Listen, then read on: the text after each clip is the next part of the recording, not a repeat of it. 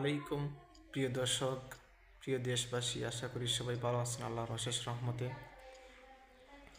আসলে খুবই দুঃখজনক বিষয়, পৃথিবীর মানচিত্রের দিকে তাকালে দেখা যায় আজ মুসলমানদেরকে অন্যায়ভাবে অত্যাচার করা হচ্ছে, জুলুম করা হচ্ছে। ভারতের মধ্যে উগ্র হিন্দুত্ববাদীরা তারা আমাদের মুসলমানদেরকে চিহ্নিত করে করে নির্মমভাবে হত্যা করতেছে। তার জন্য আমাদের জনগণের কি প্রতিক্রিয়া বুঝতে পারলাম না। কেউ তো কোনো প্রতিক্রিয়া করেনি, কেউ ইগনোর করেনি। এখন পর্যন্ত আমাদের এই বাংলাদেশ থেকেও সরকার তেমনটা প্রতিবাদ করেনি ভারতের সরকারকে, ভারতের এই উগ্র হিন্দুত্ববাদী যারা মুসলমানদেরকে অন্যায়ভাবে অত্যাচার করতেছে। সত্য কথা বললে অবশ্যই তিতা লাগবে সবারই, জানি এটা আমি ভালো করে। আমাকে আপনারা রাজনৈতিকভাবে নেবেন না আমার কথাগুলো, এগুলা সত্য কথা বলতে হয়। আজ তারা বিভিন্ন তরবারি দিয়ে, দেশীয় অস্ত্র দ্বারা মুসলমানদেরকে অন্যায়ভাবে অত্যাচার করতেছে, জুলুম করতেছে। তা কেন হচ্ছে? তার জন্য আমাদের কি করণীয়, কি বর্জনীয়, বা কী বা প্রস্তুতি নিলাম, তা তো এখন পর্যন্ত দেখা যাচ্ছে আমরা দুর্বলভাবে আসি। মানে আমরা আমাদের জায়গাতেই আসি, কে কি করে না করে ওইটার দিকে আমরা ভ্রুক্ষেপ করি না। তো যেমন বাংলাদেশের মুসলমান তোমার ভাই, তেমনি ভারতের মুসলমানও তোমার ভাই, ফিলিস্তিনের মুসলমানও তোমার ভাই, কাশ্মীরের মুসলমানও তোমার ভাই, এক কথায় মায়ানমারের মুসলমানও তোমার ভাই। এক কথায় বলতে চাই, পৃথিবীতে যত মুসলিম আছে সবাই তোমার ভাই। নবীজি বলেছেন, আল মুসলিম আকুল মুসলিম, মুসলমান মুসলমানের ভাই। আমার বাংলার জমিনে যদি কেউ কোনো মুসলমানকে অন্যায়ভাবে হত্যা করে, তার জন্য আমাকে অবশ্যই প্রতিবাদ করতে হবে। ইসলাম হচ্ছে এমন একটি ধর্ম, যদি কেউ কাউকে খুন করে, অবশ্যই খুনের বদলে খুন হবে কিসাস। যদি কেউ কাউকে অন্যায়ভাবে হত্যা করে, ঠিক তেমনিভাবে যে হত্যা করবে তাকে অবশ্যই হত্যা করতে হবে, কাতল করতে হবে। ইসলাম হচ্ছে সবার অধিকার সমান করেছে, কারো উপর জুলুম করেনি। আল্লাহ পাক ইনসাফকারী, তিনি ইনসাফকে ভালোবাসেন, তিনি হচ্ছেন ন্যায় বিচারক। তো এই জন্য আমার কথা হচ্ছে, আমাদেরকে অবশ্যই তার জন্য প্রস্তুতি নিতে হবে। আজ কত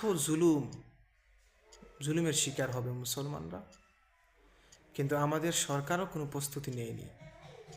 আজ ভারতের মধ্যে এগুলা তো আপনারা জানেন, গণমাধ্যমের মধ্যে ছড়িয়ে পড়েছে। ভারতে দেখলাম কত নির্মমভাবে মুসলমানদেরকে হত্যা করতেছে।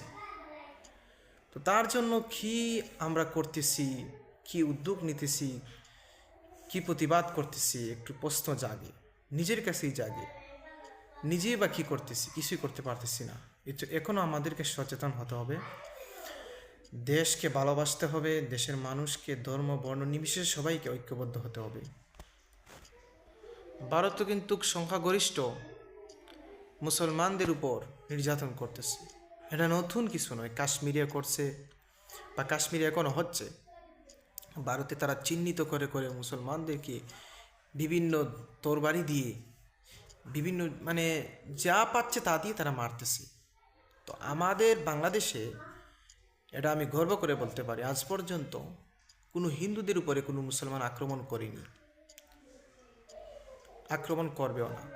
কিন্তু এই যে কয়েকদিন আগে শুনছেন আপনারা যে একজন হিন্দুকে নাকি ধর্ম অবমাননা করার কারণে তাকে বিভিন্নভাবে মারা হয়েছে, একজন হিন্দুকে। তো এটা আমাদের ধর্মকে অবমাননা করেছে সে। এটা তো সরকার উচিত তাকে আইনে নিয়ে তাকে ফাঁসি দেওয়া। কারণ বাংলাদেশের মধ্যে সংখ্যাগরিষ্ঠ কারোর উপরে কোনো আঘাত করা হয় না। বাংলাদেশের হিন্দু, মুসলিম, বৌদ্ধ ধর্ম, চাকমা, মারমা, সাঁওতাল, ত্রিপুরা যারা আছে সবাই কিন্তু নিরাপদে আছে। কোনো মুসলিম আজ পর্যন্ত কোনো হিন্দুদের উপরে কোনো আক্রমণ করেনি, কোনো অন্যায়ভাবে কোনো মুসলিম হিন্দুদের উপরে আক্রমণ করেনি। কিন্তু আজ আমাদের বাংলাদেশে যেরকমভাবে হিন্দুরা নিরাপদে আছে, চাকমা, বৌদ্ধ, মারমা, বিভিন্ন ধর্ম নিরাপদে আছে, কিন্তু আমাদের বাংলাদেশে মুসলমান ততটা নিরাপদে নয়। যেমনটা নিরাপদে আছে হিন্দুরা আমাদের বাংলাদেশে, তেমনটা নিরাপদে নয় ভারতের মধ্যে আমাদের বাংলাদেশি নাগরিক, আমাদের এই মুসলিম নাগরিকরা, মুসলিম ভাইয়েরা ভারতের মধ্যে তেমনটা নিরাপদ নয়। যেমনটা নিরাপদে আছেন আমাদের বাংলাদেশের মধ্যে হিন্দু ভাই বোনেরা। কিন্তু কথা হচ্ছে, এই জুলুম অত্যাচার মুসলমানদের উপরে যে করতেছে, এশিয়া মহাদেশের মধ্যে তাকালে দেখা যায় ভারতের মধ্যে যেভাবে লোক সংখ্যাগরিষ্ঠদেরকে অত্যাচার করা হচ্ছে, তা অন্য কোনো দেশের মধ্যে তেমনটা নয়। ভারতে এখন নয়, প্রতি বছর আসলেই দেখা যায় মুসলমানদের উপরে অন্যায়ভাবে জুলুম করা হয়। তা কেন? তার জন্য আমাদের বাংলাদেশ সরকার প্রতিবাদ করতে হবে।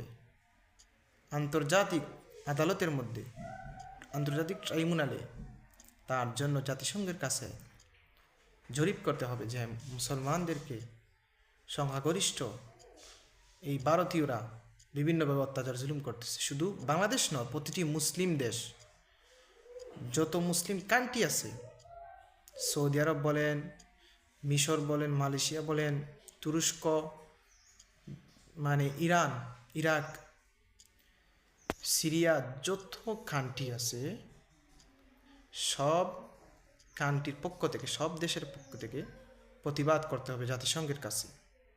কেমন জাতিসংঘ আমি বুঝতে পারলাম না, যে জাতিসংঘের মধ্যে এক একটা দেশের মধ্যে মানুষদেরকে অন্যায়ভাবে জুলুম করবে, অত্যাচার করবে, জাতিসংঘ বসে থাকে। আল্লামা সাঈদী সাহেব একটা উদাহরণ দিয়েছিলেন, এটা সবাই জানেন। একটা ঘরের মধ্যে আগুন লাগছে, মানে একটা দোকানের মধ্যে আগুন লাগছিল। তো এই দোকানদার সবাইকে চিল্লায় চিয়ে বলতেছে যে আসো আমার কাছে এসে সবাই সাহায্য করো আমাকে। কিন্তু পাশে ছিল একটা রাইস মিল, এখানে যত বুশ ছিল সে রাইস মিলের সব বুশ নিয়ে আসছে। বলেন তো আর প্রতিক্রিয়া হবে, আগুন আরও বেড়ে যাবে। পাশে ছিল একটা টেলারের দোকান, সে যত কাগজ, যত তার এই সেলাই থেকে কাটার পরে কাপড় যত ছিল, টুকরা কাপড়, চিরাপিরা, এগুলো নিয়ে আসছিল। আরেকটা ছিল কাঠের দোকান, মানে ফার্নিচারের কাঠ, যত চুলা ছিল কাঠ থেকে বাইর হয়েছিল, এগুলা সে নিয়ে আসছিল।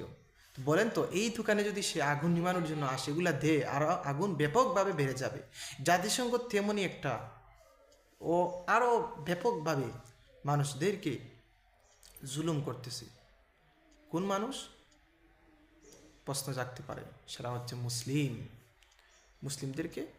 সে ফিলিস্তিন, আজ ফিলিস্তিন যুদ্ধবিরতি হয়, তারপরে আবার যুদ্ধ শুরু করে দেয়। এই তো কয়েকদিন আগে আমাদের একজন হামাস ভাই, যিনি বড় একজন নেতাকে হত্যা করেছে, শাহাদত নসিব করেছেন। মানে জাতিসংঘ সে যে আগুন নিমাবে, সে যে দেশে শান্তি, অল পৃথিবীতে যে শান্তি আনবে, সেটা কখনো হতে পারে না। একমাত্র শান্তি আসতে পারে খেলাফতের মাধ্যমে, কোরআনের রাজ যখন কায়েম হয়ে যাবে। তো এই জন্য আমি বলতে চাই, আমরা যারা সাধারণ মুসলিম আছি, আমরা এই রাজনীতি তো করতেছি, সবাই করেন, দলের কাণ্ডারি না হয়ে, যদি আমার কোনো দলের কথা কেউ বলে, আগে ধর্ম তারপরে দল, হ্যাঁ আগে ধর্ম তারপরে দল। আপনারা যদি ধর্মের বিরুদ্ধে যদি কেউ কথা বলে, তাহলে আপনাকে অবশ্যই ধর্মের যে বিরুদ্ধে কথা বলবে তার বিপক্ষে আপনাকে প্রতিবাদ করতে হবে।